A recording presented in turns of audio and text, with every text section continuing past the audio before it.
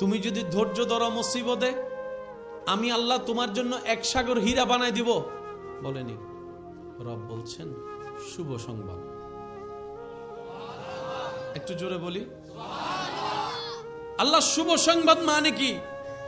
রব বলে যে যারা ধৈর্য ধারণ করে আমি রবকে খুশি করতে পারবে, তাদের জন্য আমি রবের রহমতের সৃষ্টির ভিতরে যত ধরনের শুভ সংবাদ আছে, সব শুভ সংবাদের নিয়ামত আমি আল্লাহ ধৈর্যশীল বান্দাকে দান করব।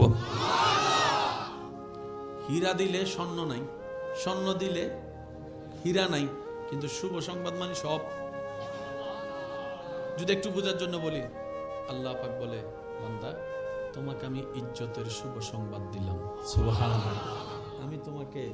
আমি আল্লাহ তোমাকে ধৈর্য ধরার বিনিময়ে অন্তরের শান্তির শুভ সংবাদ দিলাম, সুবহানাল্লাহ।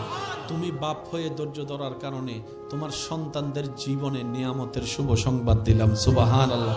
তুমি স্বামী হয়ে ধৈর্য ধরার কারণে স্ত্রীর জীবনে শুভ সংবাদের ব্যবস্থা করে দিলাম, সুবহানাল্লাহ।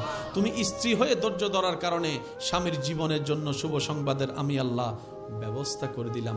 এইভাবে শুভ সংবাদ দিতে দিতে দিতে দিতে দিতে ধৈর্যশীল ব্যক্তিরা যখন আল্লাহর কাঠগড়ায় দাঁড়াবে,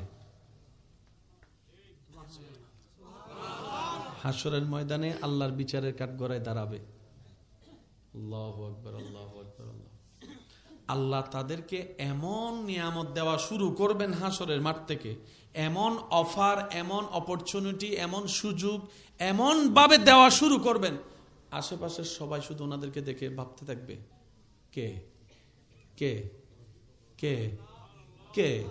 প্রশ্নকারী প্রশ্ন, কে?